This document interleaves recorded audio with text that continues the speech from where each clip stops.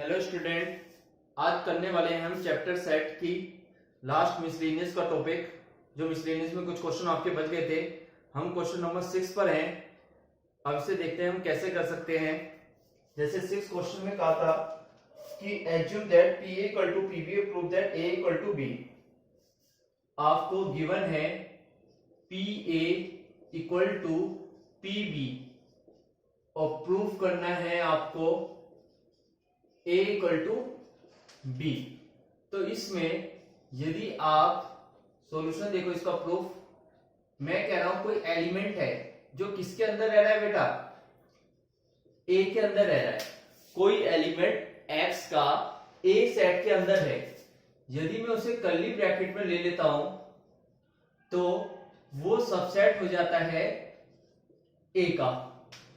ध्यान से सुनो, ये डेफिनेशन मैंने बिलोंग्स टू और सबसेट टू पहले करवा रखी है।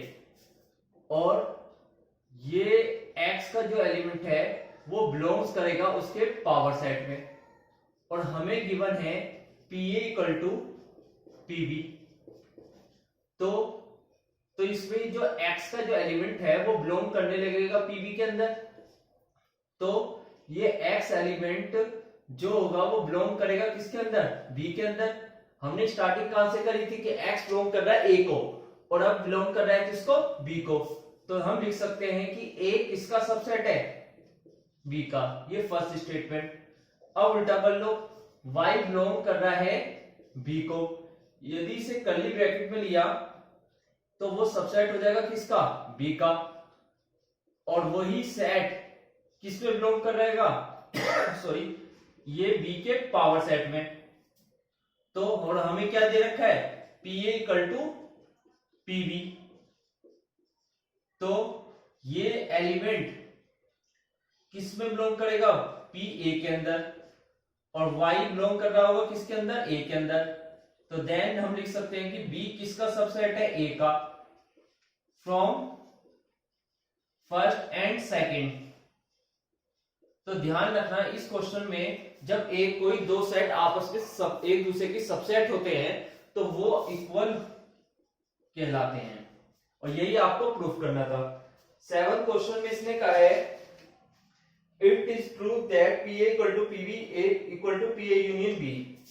7th क्वेश्चन में आपको प्रूफ करना है, जस्टिफाई करना है P A union P B equal to P A union B.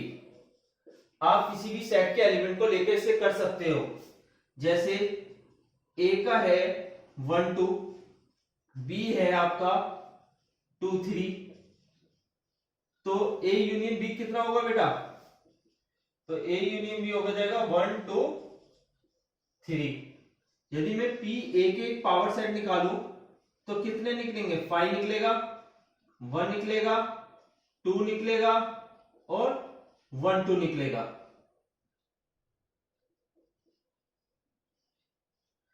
अब b के पावर सेट निकालो,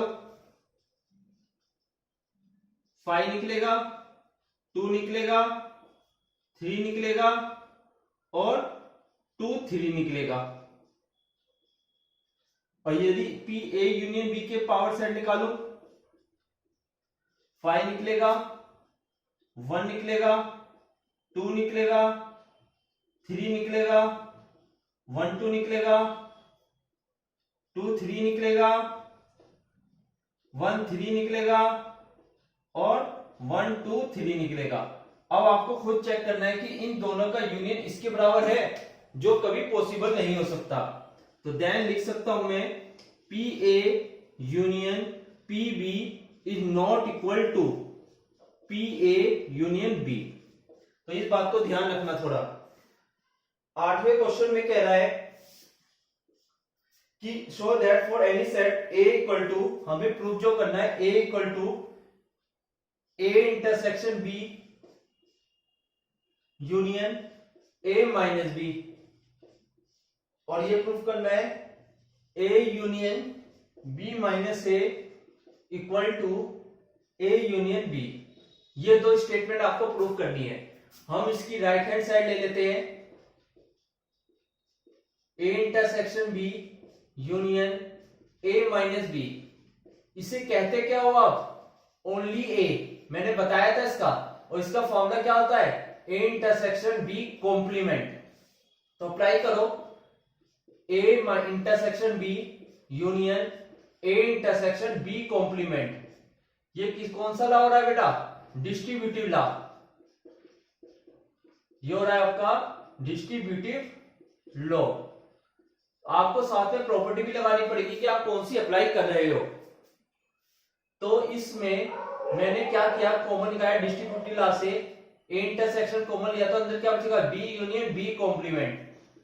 और बी यूनियन बी कॉम्प्लीमेंट क्या होता है बेटा? यूनिवर्सल। यदि कोई फॉर्मूला आपको ध्यान नहीं आ रहा तो आप वेन डायग्राम की हेल्प से यूज कर सकते हो। जैसे ये ए है, ये बी है, बी तो ये पूरा सेट हो गया, पूरा गोला, और बी कॉम्प्लीमेंट इसके बाहर का, तो दोनों को ज्वाइन करोगे तो पूरा बॉक्स ही तो बन जाएगा। वो क्या है? यूनिवर्सल। यूनिवर्सल का ए के साथ कॉमन निकालेंगे तो क्या आएगा? बस ए। तो वो आ गया आपका लेफ्ट हैंड साइड के बराबर। इस पार्ट में आपने लेफ्ट हैंड साइड ले ली। जो दूसरा पार्ट है आपका ए यूनियन बी माइनस ए, इसको क्या कहूंगा मैं? बी माइनस ए को ओनली बी, तो इसे लिख सकता हूं मैं बी इंटरसेक्शन ए कॉम्प्लीमेंट। अब लग रहा है इसमें distributive law.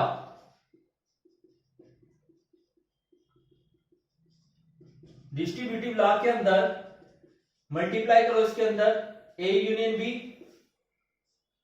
Union sorry intersection आएगा ए यूनियन ए कॉम्प्लीमेंट। अभी बताया था मैंने ए यूनियन ए का कॉम्प्लीमेंट क्या होगा? अभी ऊपर लिखा है मैंने A union B intersection universal, और दोनों का कॉमन पार्ट क्या होगा? दूसरा वाला set, that is right hand side. हो गया प्रूफ दोनों। नौवां क्वेश्चन है, नौवे का फर्स्ट पार्ट बता देता हूं, सेकंड पार्ट आप खुद करना। लेफ्ट हैंड साइड है A union A intersection B को प्रूफ करना है। कुछ नहीं करना, डिस्ट्रीब्यूटिव लॉ ही है, सबसे इंपॉर्टेंट प्रॉपर्टी आपकी डिस्ट्रीब्यूटिव लॉ ही है। तो ये A union A intersection A union B, तो ए और ए में क्या कॉमन है? ए। अब खुद देख लो, ए यूनियन बी कोई जॉइंट सेट है और ये ए है, इन दोनों में कॉमन पार्ट हमेशा ए ही निकलेगा। आप इस वेन डायग्राम की हेल्प से कर सकते हो। ए यूनियन बी का मतलब होता है पूरा सेट, और ए के साथ कॉमन निकालोगे तो ए ही निकलेगा। सेकंड पार्ट बिल्कुल सेम ऐसे ही है। 10वां पार्ट देखो, 10वें पार्ट में कहा है कि A intersection B equal to A intersection need not imply B equal to C.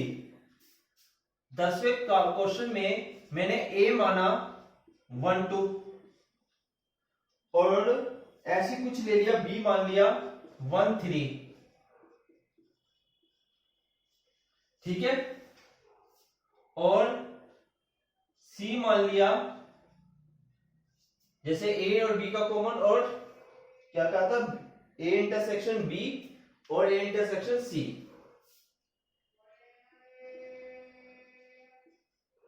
A intersection B कितना है बेटा?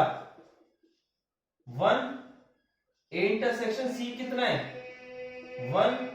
लेकिन आप बताओ, ए इंटरसेक्शन बी और ए इंटरसेक्शन सी कॉमन है, तो यदि या ये कॉमन होने के बावजूद भी बी और सी तो कॉमन नहीं है, ये इंप्लाई नहीं हो सकता।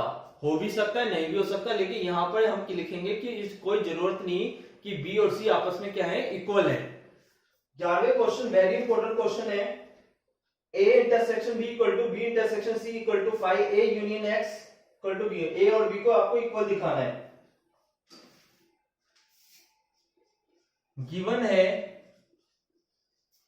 ए intersection x equal to B intersection x equal to 5 और a union x equal to B union x, ये दे रखा है, और प्रूफ करना है आपको a और b आपस में क्या है? इक्वल है। a और b आपस में क्या है? इक्वल है। तो इसको प्रूफ करने का वही है, ये आपकी फर्स्ट स्टेटमेंट है, ये आपकी सेकंड स्टेटमेंट है। जब इसे सोल्व करूंगा, मैंने फर्स्ट इक्वेशन सेकंड इक्वेशन ले ली, a union x equal to B union x, इसमें अप्लाई कर रहा हूं intersection a on both sides. तो इसमें A union X intersection A, B union X intersection A, यहां पर मैं अप्लाई करूंगा डिस्ट्रीब्यूटिव लॉ, जो मैं कई बार लिख चुका हूं बेटा। इसको तो अच्छी तरह याद कर लो कि डिस्ट्रीब्यूटिव के लॉ के अकॉर्डिंग ही क्वेश्चन को सोल्व किया जाएगा ज्यादातर। इसकी मल्टीप्लाई अंदर करी A intersection A union X intersection A, इसकी करी B intersection A union X intersection A। ध्यान रखना डिस्ट्रीब्यूटिव लॉ के थ्रू हो रहा है। A और A में क्या कॉमन है? A X इंटरसेक्शन A क्या होता है बेटा? ऊपर लिखा है मैंने 5।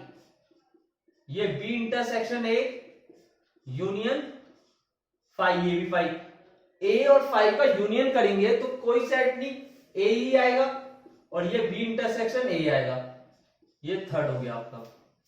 अब पहले अप्लाई क्या कर रहा था? इंटरसेक्शन से। अब अप्लाई करूंगा मैं इंटरसेक्शन B से। From second A union X equal to B union X,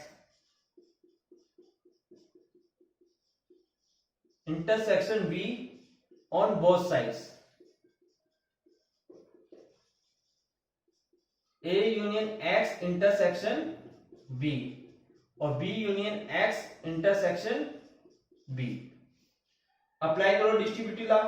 A intersection B union X intersection B, B intersection B union X intersection B। ये तो A इंटरसेक्शन B ही रहेगा, और X intersection B में क्या है? 5। ये B, ये क्या है? 5। फर्स्ट इक्वेशन के थ्रू तो ये A इंटरसेक्शन B आ जाएगा, और ये B। अब आप खुद बता दो from third and fourth A इसके बराबर है और ये टर्म इसके बराबर है, तो A और B भी तो बराबर हो जाएंगे, और यही आपको क्या करना था? प्रूफ करना था। लास्ट क्वेश्चन आज का, आपको कोई कैसा सेट बताना है